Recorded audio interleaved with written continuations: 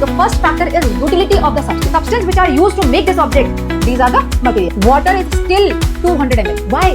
Because it has occupied the space. तो आप बोलोगे yes, wood is hard, but it is not as hard as normal metal.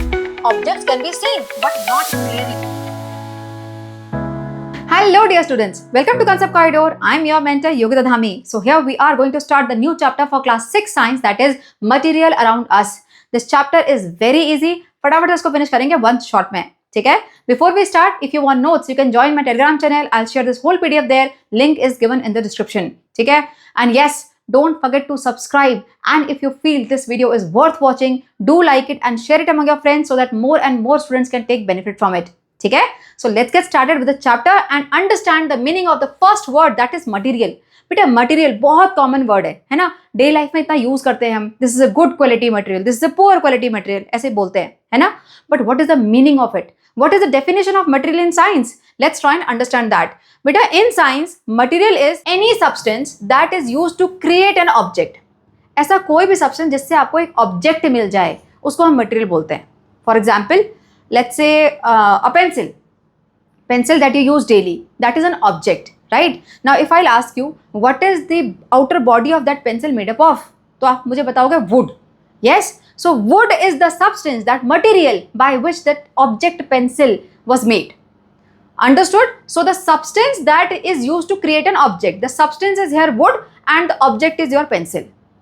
Understood? Now based on this you have to make a table which is given in NCERT. उसको आपको खुद से बनाना है and you have to write down some of the objects and the material which are used in those objects. ठीक है? देखो, so these are the name of the objects and these are the material used. ठीक है? फटाफट से discuss करते हैं.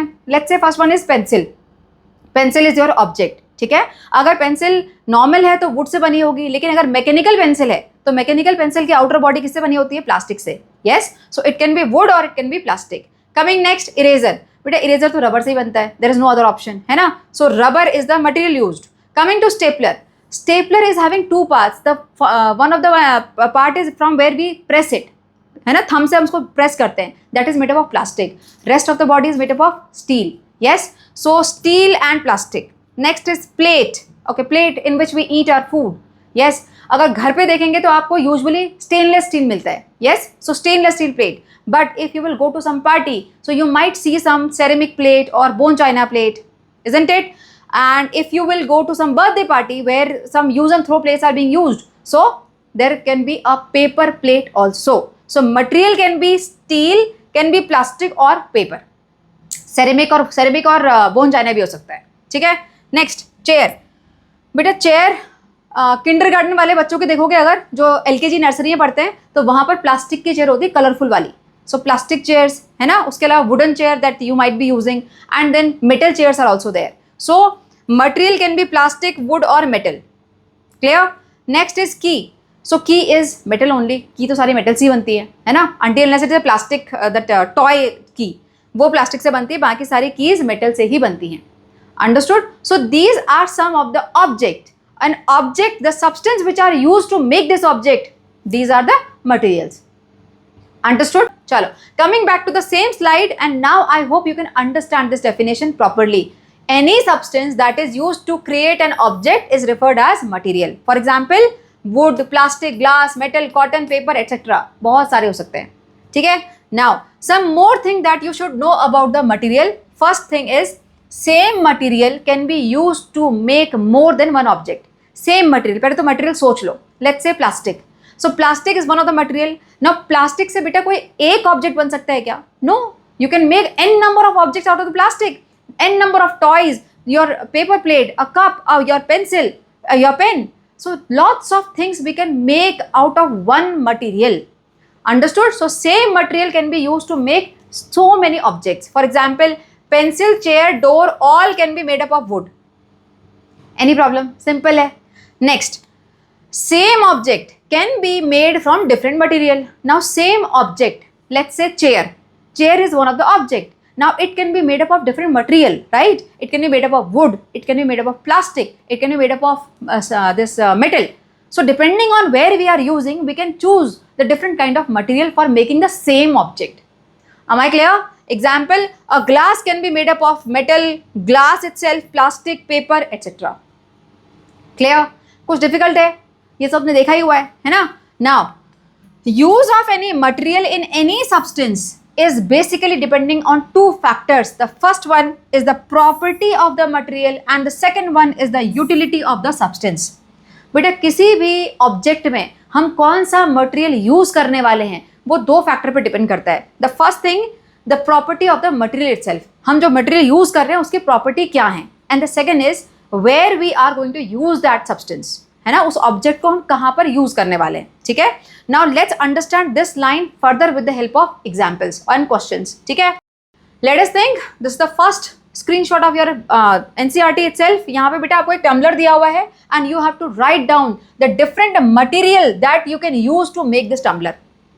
But we will do it in different way. First of all, we will think that where we are going to use this tumbler, है ना. तो पहले हम utility देखेंगे and then we will check out the property of the substance and then we will see whether it is suitable or not. ठीक है, चलो let's get started.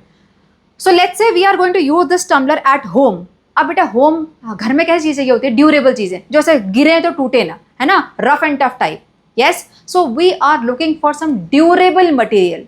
So durable material क्या हो सकता है? Steel, isn't it? So here the tumbler is being used at home where we want a durable item and durable is steel. So here steel we will use as a material. So utility पहले देखी, फिर हमने property देखी steel की और फिर हमने match कर गया तो हमने बना लिया steel से. Am I clear? Now let's say we want to use this tumbler in a fancy party where we want a beautiful look. So then what will you use? You will use glass. वो शीशे वाले जो होते हैं, है ना. So here because we want the look, we are not looking for durability, we are looking for the looks. So here we will use glass, isn't it. Now next say we want to use this again this type of glass but it should be cost effective. हमारे ज़्यादा पैसे खर्च नहीं होने चाहिए वहाँ पर, cost effective. So then we can use paper cups, disposable, है ना. So paper cups, so made up of paper. Correct. And now fourth, we want to use this tumbler to make something very cute and appealing. बहुत colourful होना चाहिए, बहुत अच्छे अच्छे print होने चाहिए उसमें. Then we will use the material plastic. Plastic में कलर हो सकता है, उसमें अच्छे अच्छे प्रिंट हो सकते हैं, है ना. So here the material will be plastic. Now what happened here? First of all, we checked out the utility. The first factor is utility of the substance. Same substance but different utilities. ठीक है. And second factor was the property of the substance, property of the material. Understood. हमने इन पूरे material की property को check किया और उससे match हुआ हमारी यूटिलिटी से, तो हमने इसको ले लिया ये सब्सटेंस बनाने के लिए. ठीक है. So now I hope you can understand this. Use of the material in any substance is basically depending on two factors. The first one is the property of the material and the second one is the utility of the substance. Am I clear? बेटा इसके basis पे conceptual question आएंगे exam में पक्का 100%, and some of them are given in your NCERT only. We are going to solve them. ठीक है, देखो first question. Would it be a good idea to use the paper like material for making cooking utensil? बेटा cooking utensil बनाने के लिए आप paper like material को use कर सकते हो क्या? Of course the answer is no. Everybody knows this answer, no. आप बोलोगे नो मैम नहीं यूज कर सकते, but why? You have to give the reason. So here the reason is the property. आप या तो पेपर की प्रॉपर्टी बताओ, ठीक है. You have to tell the property of paper and you have to tell that it is not matching with the utility. ठीक है. For example paper कैसा होता है बेटा? No, because paper is combustible material. Paper में बहुत जल्दी आग लग जाती है ना. It is a combustible material. Second, it can't hold water. Paper water को रिटेन नहीं कर सकता, वो खुद गीला हो जाता है ना, फिर वो डैमेज हो जाएगा. So it can't hold water. It can't retain its shape. उसका शेप फिक्स तो होता नहीं है ना. So whatever the substance we are going to put in that for cooking, that will not stay, isn't it. So these are the properties of paper which are not matching our utility. Understood. So that's why we can not use it. Am I clear? One more question. Why cannot a tumbler made up of cloth be used for storing water? बेटा एक tumbler जो कि cloth से बना हुआ है उसमें आप पानी स्टोर कर सकते हो क्या? Again of course the answer is no, but why? बेटा क्लॉथ को अगर लाइट में देखो ना बाहर सन में तो इतने बड़े बड़े पोर्स दिखाई देते हैं उसमें. Yes, so cloth is porous in nature. और अगर कोई चीज पोरस है इसका मतलब उसमें होल है. So means water will not stay, it will drip out. Yes, that's why we can not use the cloth tumbler. देखो आंसर क्या होगा? No, because cloth is porous due to which water can easily pass through the holes, है ना. Cloth is soft and flexible. Cloth तो soft होता है, flexible होता है. So what will happen, so it will sag under the weight of the water. जैसे ही हम उसमें पानी डालेंगे वो पूरा सैगी सा हो जाएगा. Am I clear? So some more questions are given in NCERT. Why are different material used for making balls for various sports? बेटे different sports के लिए different type के balls होती हैं, है ना. ये सारे देखे होंगे आपने. Now if you will observe them carefully, all are having same shape, same size also. But even then, material is different. Why? What is the answer? One more question. Can a cricket ball be used to play tennis? आप cricket ball से tennis खेल सकते हो क्या? Of course not. बेटा जितने force से आप टेनिस बॉल को मार के दूसरे साइड में पहुंचा देते हो, उतने फोर्स से अगर क्रिकेट बॉल को मारोगे तो अपने साइड में नहीं गिरेगी वो, है ना. Why? Because there is a difference in the hardness, there is difference in the mass, there is a difference in the weight. Understood? Other than this, अगर आप ये टेनिस बॉल से क्रिकेट खेलोगे तो क्या होगा? बैटर की जरूरत ही नहीं है. जिस स्पीड से वो आप क्रिकेट बॉल को डालते हो उस स्पीड से टेनिस बॉल को डाल दो, सीधा सिक्सर, बिना बैटर के सिक्सर, है ना, ग्राउंड से बाहर. Why? Because bounce level is different. Yes, so that's why we need different type of ball for different type of sports. ठीक है, देखो, why balls are made up of specific material for specific sports? Because every sport need different hardness. First thing is hardness and bounce level. So hardness and bounce level are the criteria by due to which we are choosing different materials. ठीक है, that's why material of the ball vary according to the sports. Am I clear? So utility and the material both are matching. Understood? Chalo. Now going for the next topic, that is how to group these material. This is the screenshot of your NCERT itself. Lots of object all cluttered at one place. Now you are supposed to sort them out. You have to group them out. ठीक है. अब बेटा अगर same question आपकी class में पूछे अगर teacher, where there is a strength of 40 students, अगर वो सभी अपना आंसर नोटबुक में लिखेंगे तो you will get different type of answer, because there are lots of ways by which we can group these all material, है ना. Grouping, ये वर्ड पहले कहाँ सुना हुआ है? You have already studied about this in chapter 2, diversity in living world. What you have done there? We have grouped the plants and animals depending on different features, है ना. तो same thing we have to do here. Here also we have to find out some of the features in common and then we have to group these. For example, let's say color. So here orange color, orange color, orange color. तो हम color के basis पे इनको group कर सकते हैं. What else? Shine. This is shiny. This is shiny. This is shiny. So another classification can be based on shine, isn't it? Next is shape. Square shape, square shape, circular shape. So another criteria can be shape also. Understood? So depending on different type of features these objects are having in common, we can group them in various ways. For example, shape के basis पे color, shine, hard, soft, smooth, rough. So there are lots of ways to classify these all substances.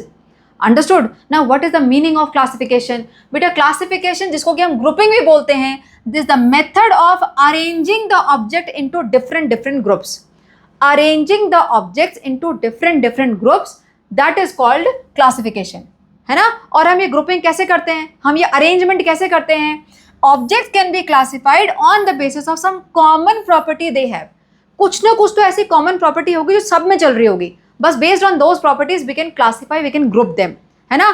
Now what are these properties? For example, their state. Or from all the cluttered objects, some will be in solid state, some will be in liquid state, and might be some in the gaseous state. So we can group according to that, है ना. और क्या हो सकता है? Their appearance may be hard, soft, rough, smooth. और क्या? Their interaction with water, on dissolving in water, are they soluble or not? Yes. So this can be one of the criteria. Next, their ability to conduct heat and electricity. Are they good conductor or poor conductor? So these are some of the examples by which we can classify. But in your NCERT book, there are some particular properties that we have to focus on. So let's get started with them. And the first one here is appearance of the material. Beta, appearance, what is the meaning of this word? Appearance means the look of the material. कैसा है देखने में? Shiny है या dull है ना? Let me give an example. These are some of the items which I have taken. First one, aluminum plate. This is copper plate. This is iron nail, new iron nail. Coal. This is one of the chemical जिसको sulphur powder बोलते हैं, आगे जाके पढ़ोगे. This is the wooden stick. Now check out the appearance of these all 6 material. बेटा ध्यान से देखोगे तो ये तीनों बिल्कुल अलग दिख रहे हैं, and these 3 are different. How? These 3 are bit shiny. अब फर्स्ट वाले को देख के बोलोगे मैम फर्स्ट वाला तो बिल्कुल शाइनी नहीं दिख रहा, बट बेटा वो पुराना है। This aluminium plate is old. अगर आपने कभी न्यू एल्यूमिनियम फॉइल देखा होगा तो इट शाइन्स अ लॉट, है ना। So aluminium, copper, this iron nail, these all are shiny, shine कर रहे हैं, but these are looking dull, isn't it. So here this appearance is called lustrous. ऐसी वाली अपीयरेंस जहाँ पे शाइन करता है ऑब्जेक्ट का सरफेस उसको बोलते हैं लस्चरस, जहाँ पे नहीं करता उसको बोलते हैं नॉन लस्चरस। ठीक है, देखो लस्चरस मटेरियल क्या होते हैं? Materials that typically have shiny surface, for example iron, copper, zinc, aluminium, gold, basically सारे सारे मेटल ले लिए हैं। और बेटे जब हम शाइनी की बात कर रहे हैं ना, don't compare it with the diamond. हम डायमंड वाली शाइन की बात नहीं कर रहे हैं, हम शाइन कर रहे हैं नॉर्मल मेटेलिक शाइन, इसको हम मेटेलिक लस्टर बोलते हैं। ठीक है, this is metallic lustre, these are the dull substances. Understood? Now why I have shown you this kind of plate? There is a question which is given in NCERT. Question क्या है? Why we often notice the lustre only on the freshly cut metal surface. बेटा जब ये aluminium plate नई नई कहीं से ली होगी तो क्या ऐसी कंडीशन में होगी? ऑफ कोर्स नॉट, वो उस टाइम बहुत शाइन कर रही होगी, but after some time, after the usages, what happened? This is now looking a bit dull. Why it is so? The reason is all the metals are highly reactive. बेटा इतने reactive होते हैं कि अगर उनको ऐसे ओपन छोड़ दो ना तो वो अपने आसपास सराउंडिंग की जो एयर होती है, जो मॉइस्चर होता है, उससे रिएक्ट कर जाते हैं, and then they form some kind of chemical, different kind of substance on their surface, and they lose their luster, they appear dull. ठीक है, mostly metals are reactive, so after they react with air and moisture and they lose their luster, giving the dull appearance.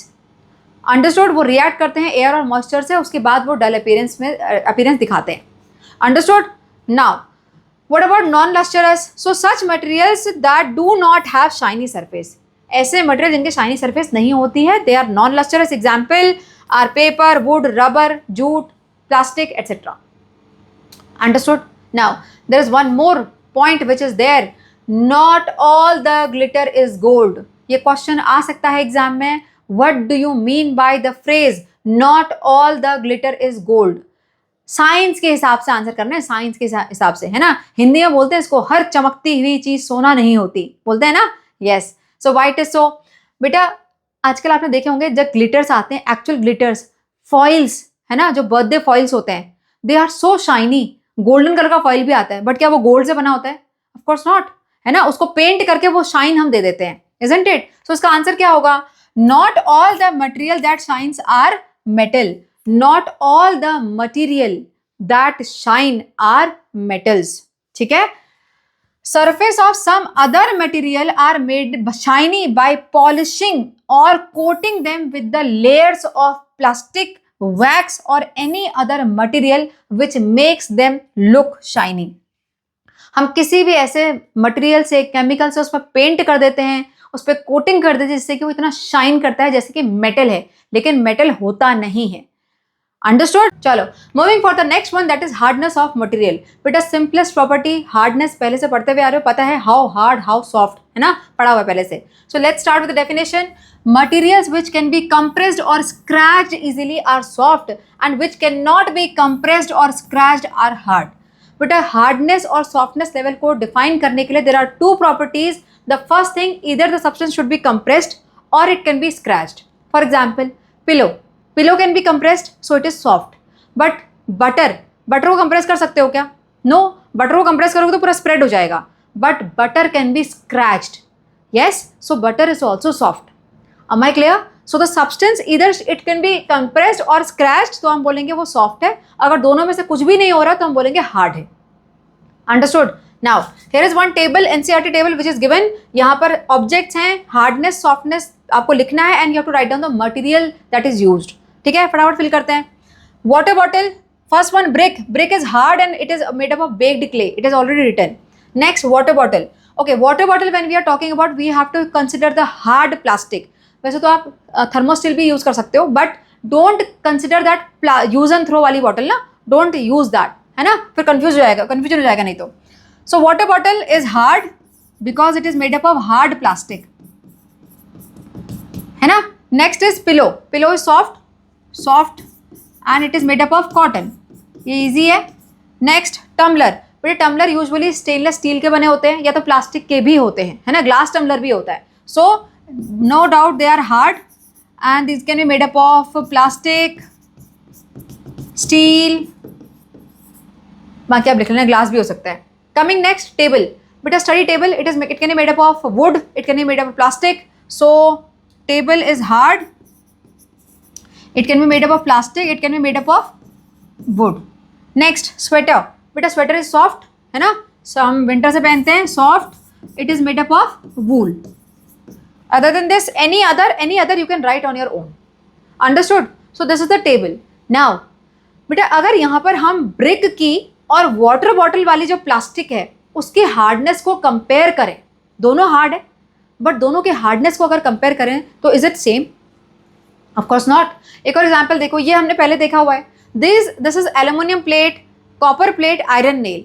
बेटा ये सारे के सारे hard हैं, but ये जो कोल है ये कोल भी तो हार्ड है। This coal can't be compressed, इसको ऐसा नहीं कि कंप्रेस करके हम कंप्रेस करेंगे तो छोटा हो जाएगा इतना सा, no, it will break into pieces, so it can not be compressed. और ना तो हम इसको स्क्रैच कर सकते हैं, तो ये कोल भी हार्ड है।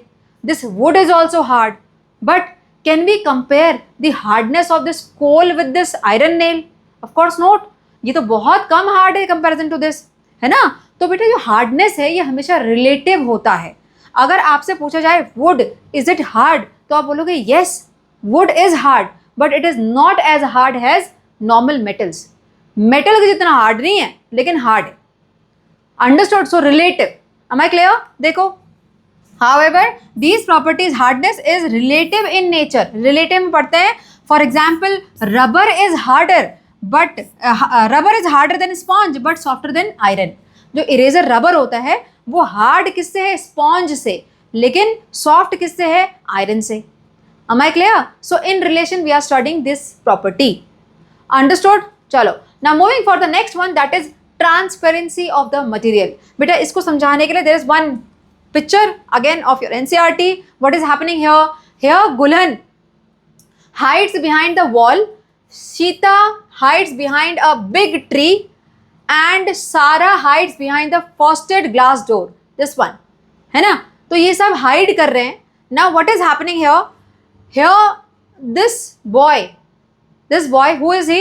He is Sheeta's brother. So Sheeta's brother is checking out everything outside and he can see clearly whatever is happening, है ना। इसको सब कुछ दिखाई दे रहा है भाई बाहर क्या क्या हो रहा है। क्यों? because he is standing near the transparent window, isn't it? now question, would it be possible for Sheeta's brother to see everyone through a closed wooden window of that house? बेटा यहीं पर अगर ये closed wooden window होता तो क्या ये boy जो है यहाँ पर standing, would he be able to see everyone around? of course not. why? Because wooden window. आप बोलोगे मैम बंद दरवाजा है, बेटा बंद दरवाजे की प्रॉपर्टी क्या है? वो वुडन डोर की प्रॉपर्टी क्या है? It is opaque, it don't allow us to see through, है ना। So that substance which don't allow us to see through, that is called opaque. अगर यहाँ पे वो वुडन डोर होता तो वो नहीं देख पाता। Am I clear? Now another question, why did Gulan, Sheeta and Sarah chose to these places to hide? इन सभी लोगों ने ऐसी वाली प्लेस जैसे कि wall, this tree, frosted door, ऐसी वाली चीजें क्यों चूज करी छुपने के लिए? Because these substance don't allow to see through. इतना ही आंसर है। These objects don't allow us to see through clearly. अब बेटा ये तो बिल्कुल क्लियर है कि यहाँ से नहीं दिखेगा, ये वॉल के पीछे भी आराम से छुप जाएंगे, बट यहाँ से तो थोड़ा सा दिख रहा है ना, that someone is sitting there, है ना। सो ये थोड़ा सा गड़बड़ है, यहाँ पे इसको नहीं छुपना चाहिए था। Why? Because here this is the frosted glass which is translucent. Translucent are substances which allow us to see through partially. मतलब हल्का हल्का वहां से दिखाई देता है, see through हो जाता है, ठीक है। So let's understand about these all substances: transparent, opaque and translucent. The transparent one, transparent, these are the transparent one. बिल्कुल clear glass window. क्या हो रहा है? हमको बिल्कुल दिखाई दे रहा है आर पार, इसको बोलते हैं see through. We can see through this transparent object, ठीक है। The material through which things can be seen clearly are called transparent. For example, glass, window pane, है ना. For example glass, water, air, cellophane paper etcetera. ठीक है. Coming to the opaque, this is opaque, a wooden door, है ना. These materials through which things can't be seen are called opaque. For example, wood, cardboard, metal, wall, these all. Easy है ये. Now coming to the translucent. बेटे ट्रांसल्यूटेंट सबसे these. ये देखो, अगर आप पिक्चर को ध्यान से देखो तो ये एक फ्रॉस्टेड ग्लास है, इसके बाहर ये थोड़ा शेप दिख रहा है ये बाहर. दिस इज शोइंग दैट कि कुछ तो है वहां बिल्डिंग टाइप का, लेकिन क्लियर नहीं दिख रहा है ना. So these materials through which objects can be seen but not clearly. Objects can be seen but not clearly. These are known as translucent. For example क्या हो सकते हैं इसके? बेटा बटर पेपर. एक नॉर्मल पेपर लो, उस पर ऑयल डाल दो, वो कैसा हो जाता है? ट्रांसल्यूसेंट हो जाता है. ठीक है, that is translucent.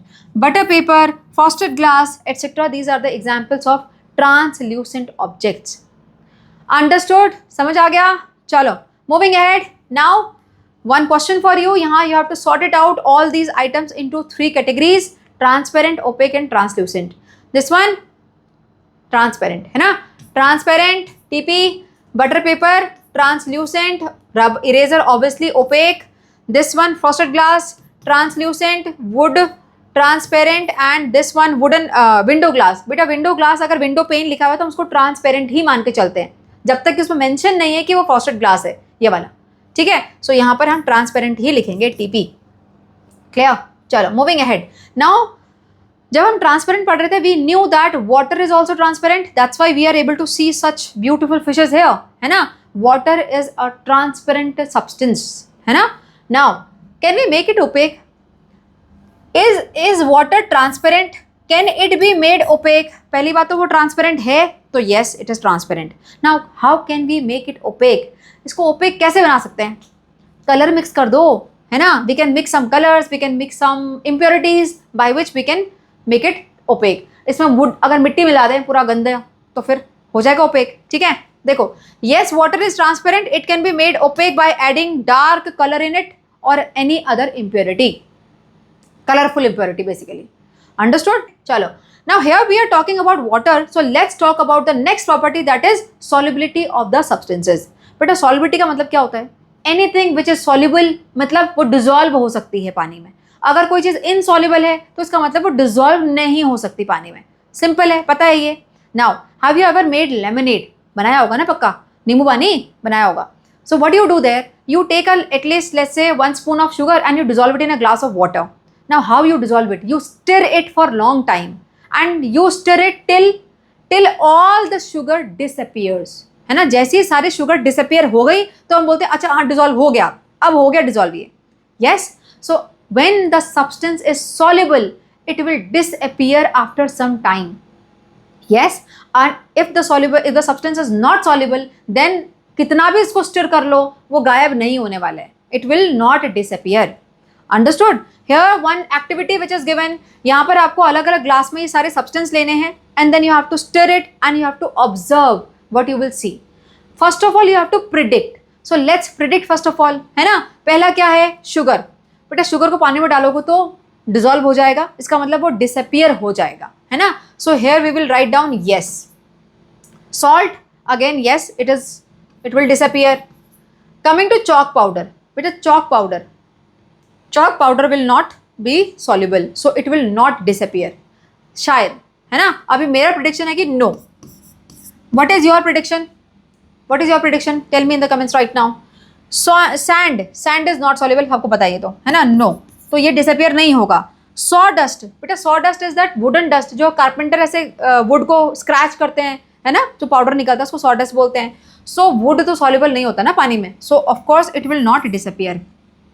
Any other में you can take anything else, है ना. Now let's observe in reality that what we got. This is the first one is the sugar solution and the second one is salt solution. अब मैंने आपको बताया but दिख रहा है क्या? No. Why? Because all the sugar all the salt that disappeared because they were soluble, है ना. यहाँ पर सारा डिसअपियर हो गया, तो हमारा प्रेडिक्शन था येस, तो यहाँ पर भी येस है, एक्चुअल में भी हमको येस मिला. ठीक है. Now coming to chalk powder and sand. This one is chalk powder. Yellow chalk थी इसलिए येलो है, बोलोगे मैम येलो तो चौक होती नहीं है, येलो वाली थी, ठीक है। So yellow chalk powder and this is sand, these are still visible, so ये डिसअपियर नहीं हुए। सो यहाँ पर आएगा आपका नो, देखो दोनों में नो था। अब बेटा सॉ डस्ट का मैंने नहीं किया, सॉ डस्ट तो पता ही है कि वो डिजोल्व नहीं होगा, it will not disappear, so you can immediately write down no. Understood? चलो now let's talk about the definition of these all. soluble material, material that dissolve in water are soluble and these material disappear if we stir them in water for long time। बहुत लंबे time के लिए अगर dissolve stir करोगे तो वो थोड़ी देर में गायब हो जाएंगे, डिसअपियर हो जाएंगे। बेटा गायब वर्ड मत यूज करना, हम मैजिक नहीं पढ़ रहे, साइंस पढ़ रहे हैं, ठीक है। Now next picture of your NCERT. Now insoluble material, materials that does not dissolve in water are insoluble, है ना, जो सॉल्युबल, जो डिसॉल्व नहीं होते हैं। And these material don't disappear even if we stir them for long time, कितना भी आप उसको स्टिर कर लो वो गायब नहीं होने वाले, they won't disappear. Understood? Example क्या है, chalk powder, floor, sand, floor, आटा, कोई भी आप फ्लोर को डालो पानी में, वो कभी भी डिसॉल्व नहीं होगा, वो गायब नहीं होगा मतलब, ठीक है। अब किसी के दिमाग में क्वेश्चन आया कि ये गायब कहाँ हुआ, जो सॉल्ट शुगर हम डिसॉल्व कर रहे थे वो गायब कहाँ हुआ? बेटा वो गायब नहीं होता, एक्चुअल में दोज ऑल शुगर पार्टिकल और salt particle becomes very very small on stirring and they take the space between the water. ये पूरे जो वाटर है ना, वाटर के बीच में गैप्स होते हैं, छोटे छोटे वाटर के पार्टिकल्स के बीच में भी गैप होते हैं, तो उनके गैप में जाके ये कवर अपना जगह ले लेते हैं and that we can't see, that's why we feel कि वो गायब हो गए हैं, बट गायब नहीं होते। Am I clear? चलो now one more thing about water, water plays an important role in the functioning of our body. हमारी बॉडी फंक्शनिंग में बहुत हेल्पफुल होते हैं because it can dissolve large number of material. बेटा हमारी body में जितने भी न्यूट्रिएंट्स होते हैं, केमिकल्स होते हैं, blood is having all water, it can flow because of the water content, isn't it? That's why water is very important for our body. Understood? चलो moving ahead, now let's make an ORS। बेटा ORS क्या होता है? Oral Rehydration Solution, that's the full form, Oral Rehydration Solution लिखा हुआ है, MCQ में आ सकता है। Oral Rehydration Solution कब यूज करते हैं? When there is a too much of water loss from the body, है ना, during the stomach upset, जब डायरिया हो जाता है तो उस टाइम पे बहुत सारा वाटर वेस्ट होता है हमारी बॉडी से, तो वाटर के साथ साथ कुछ ऐसे इलेक्ट्रोलाइट भी वेस्ट होते हैं, so there you need this ORS। Usually hospital से मिलता है, बट कभी अगर इमरजेंसी हो और आपके पास नहीं है, so you can make your own ORS। Yes, and how to make that? If these are not available, यहाँ पे लिखा हुआ है ORS can be prepared at home by mixing 6 teaspoon of sugar and half teaspoon of common salt in 1 liter of water। बेटा आपको exact measurement दिया हुआ है और ये क्वेश्चन एग्जाम में आ सकता है। How to make your own ORS?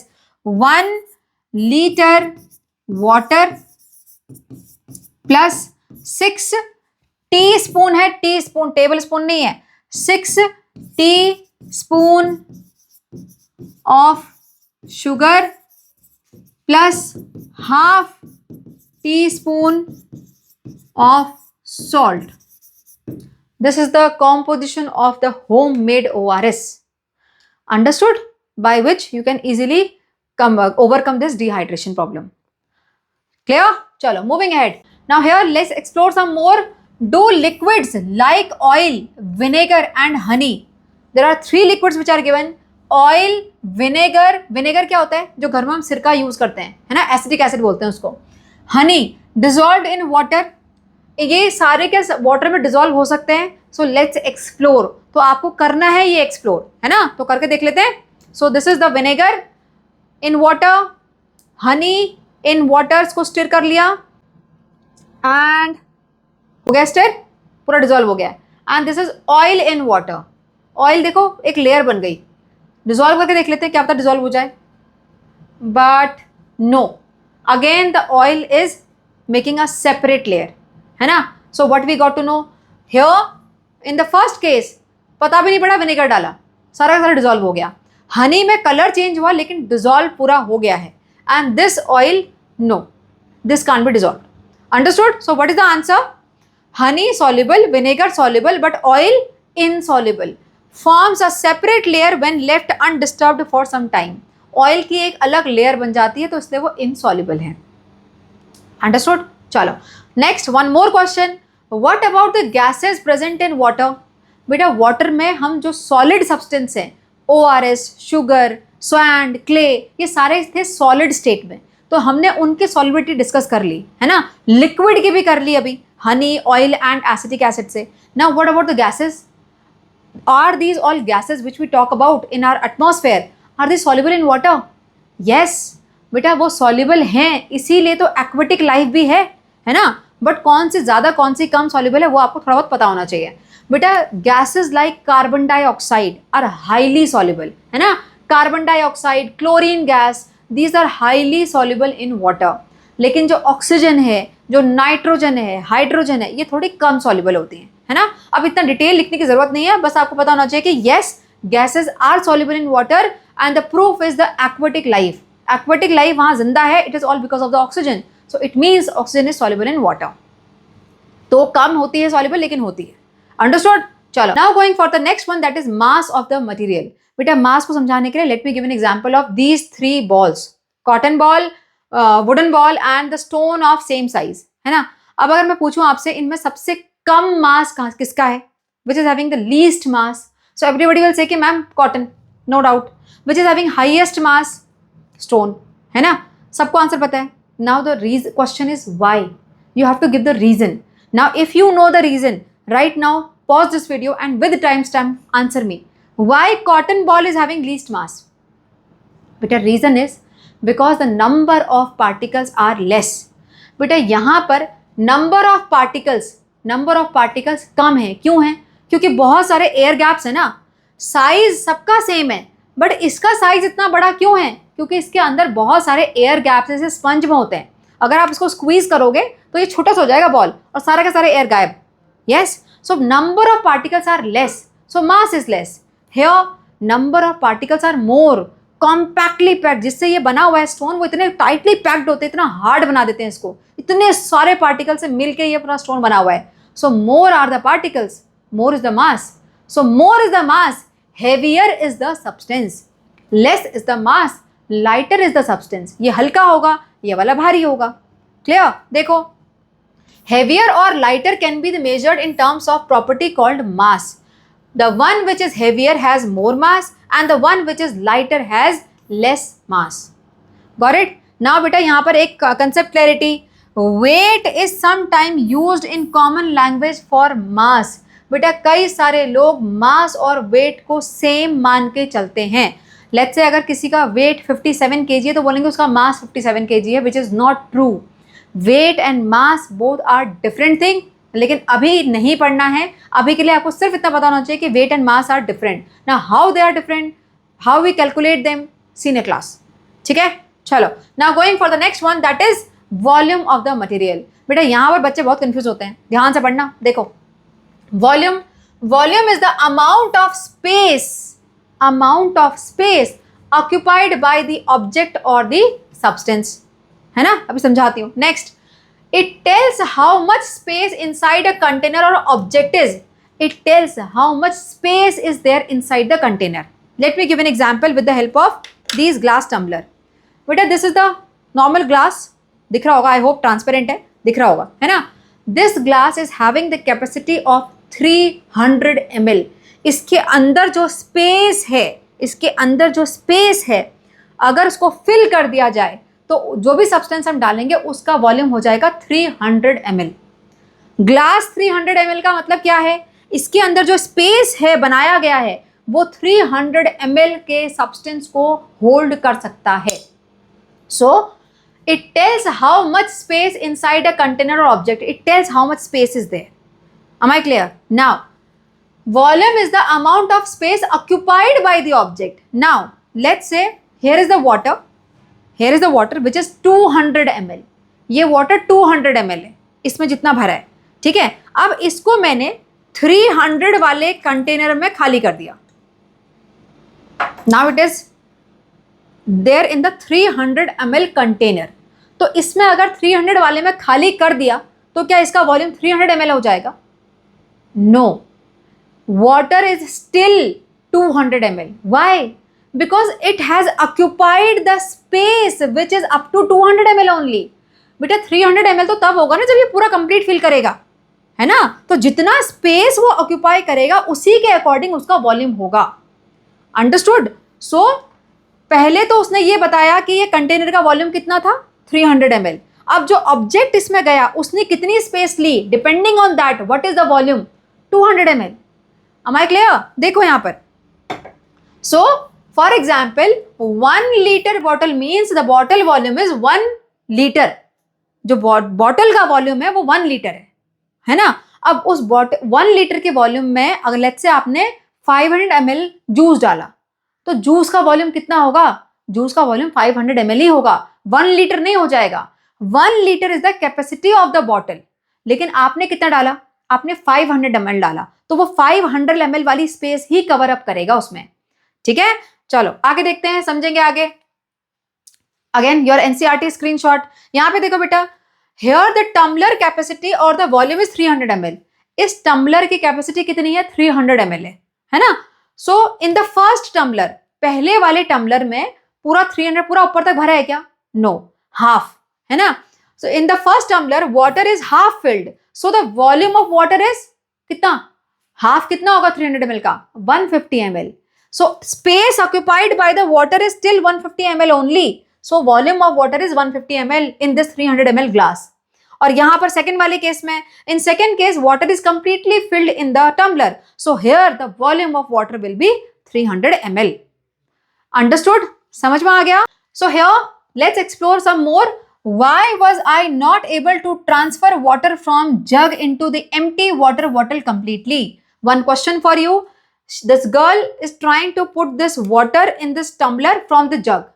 लेकिन उसने क्या देखा, after some time she wasn't able to put this water. All the water was overflowing. Now I know the reason behind it. Now do you know the reason behind it? Answer पता है इसका? Why this water is coming out flowing, overflowing? Because the capacity of this bottle must be less than the capacity of jug. बेटा जग हो सकता है 1 litre का हो, उसमें 1 लीटर पानी हो, और जो बॉटल की कैपेसिटी वो 500 ml है ना। तो बॉटल के अंदर सिर्फ 500 ml का स्पेस है। जैसे ही वाटर ने वो 500 ml स्पेस कवर किया, now there is no space, so all the water is coming up. ठीक है, देखो answer, because the jug volume is more than the volume of the bottle, so bottle can hold less quantity of water due to less space inside it. बेटा volume is the space covered by any substance. समझ में आया अभी? चलो moving ahead, and now what is common in all the material. बेटा जितने भी मैंने प्रॉपर्टी पढ़ी मटेरियल की, transparency, lustrous, hardness, softness, mass, volume, out of all these properties is there any common property for all the material? ऐसी कोई property है जो सारे के सारे मटेरियल में होती है?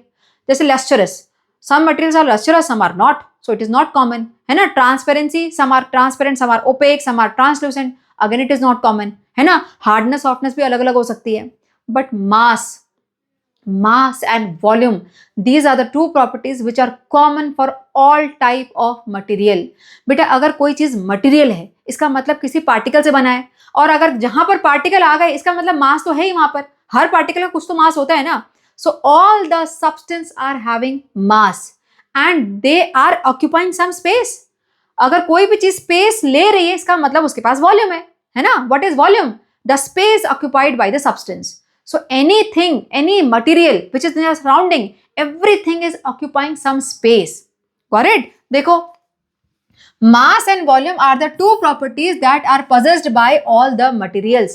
और इसी को हम बोलते हैं, इन्हीं मटेरियल को हम कॉमन टर्म में बोलते हैं मैटर। क्या बोलते हैं? Matter. Anything that occupies space and has some mass is called matter. Basically fancy definition है बेटा सिंपल चीज की। अपने आसपास नजर घुमाओ, जो जो चीजें दिख रही है ना सब कुछ मैटर है। Why? Let's say this is the stylus, something is there, this is substance, this is the object, now it is having some mass because ये किसी पार्टिकल से मिलकर बना हुआ है, and it is occupying some space in front of me, in my surrounding, so it is having volume also, so this is a matter, this is a matter, this board is a matter, chair, table, everything is a matter. ठीक है, देखो now the mass वाला जो है, the mass gives the quantity of the matter. बेटा मास हमें ये बताता है कितना हेवी, कितना लाइटर, है ना। क्वांटिटी बताता है उसकी। कैसे मेजर करते हैं? ग्राम में करते हैं या तो केजी में करते हैं, है ना। और volume, the space occupied by the matter is the volume.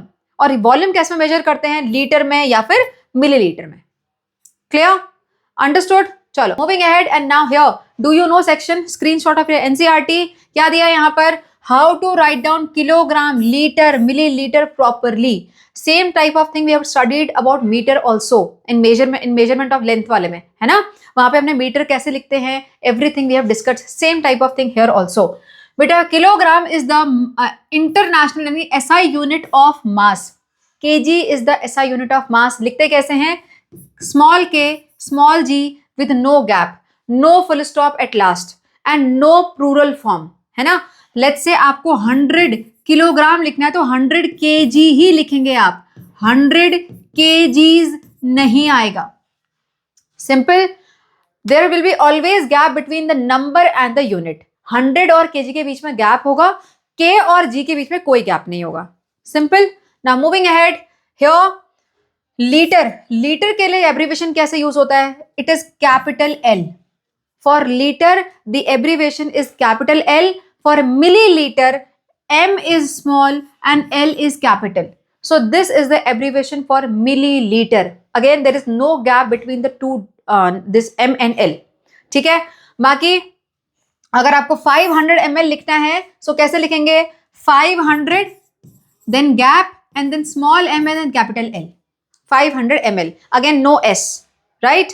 इसके बाद बेटा the SI unit. Now SI unit of volume, बहुत सारे बच्चों को लगता है कि लीटर है. No, SI unit of volume is metre cube, जिसको कि हम क्यूबिक मीटर भी बोलते हैं. अब ऐसा क्यों बेटा, वॉल्यूम कभी भी लेट्स से क्यूब का निकालना है या क्यूबॉइड का निकालना है, सिलेंडर का निकालना है ना. इनके लिए यूजुअली हम कैसा फॉर्मूला लेते हैं, length into breadth into height, cube और क्यूबॉइड के लिए, है ना. ऐसे ही आपके अलग अलग फॉर्मूलेज होते हैं for cone, for this cylinder. So volume जब भी हम निकालते हैं वहां पर कहीं ना कहीं हम किसी न किसी लेंथ का मेजरमेंट करते हैं, और लेंथ कैसा यूनिट क्या है, metre. So here because 3 dimension is there, so that's why metre cube, length into breadth into height, metre cube. This is the SI unit of volume. Understood? So, how to write this? Let's say you want to write down 2 cubic meter. So, 2 gap meter and cube. 2 cubic meter. ठीक है? This is the volume. Am I clear? चलो, moving ahead. Now here, think over it. Again, one question. Is air matter? बेटा मैंने थोड़ी देर पहले आपको बताया था, anything that you can see in your surrounding, everything is matter. Now, what about air? Can you see air? Of course not. तो air matter है कि नहीं है? बेटा ऑफ कोर्स है. Air is made up of gaseous particles, और जहां पर भी पार्टिकल वहां पर क्या है, mass. And air is occupying space in your surrounding ना, वैक्यूम थोड़ी आपके आसपास. सारा का सारा जो एटमॉस्फेयर है वो एयर ने ऑक्यूपाई किया है. So it is occupying space, so it is matter. देखो, yes air is matter because air is made up of particle. even the smallest particle and tiniest particle has some mass and it occupies some space. That's why air is matter. Clear? Now the one more thing, think over it. Can you think about what changes the invention of plastic brought to humans? Is it a boon or a bane? बेटा plastic का क्या effect है humans पे? Is it a boon or a bane? You have to think over it. So please think over it. Write down its answer, and we will discuss this during the NCERT questions or during the important question series. Am I clear? Chalo, moving ahead, and now with this we are done with the chapter. I hope you were able to understand this easy chapter in easiest way possible. Still facing any difficulty or having any doubt, do comment. I will revert back there. ठीक है? चलो, see you soon for the next chapter. Till then, take care and bye.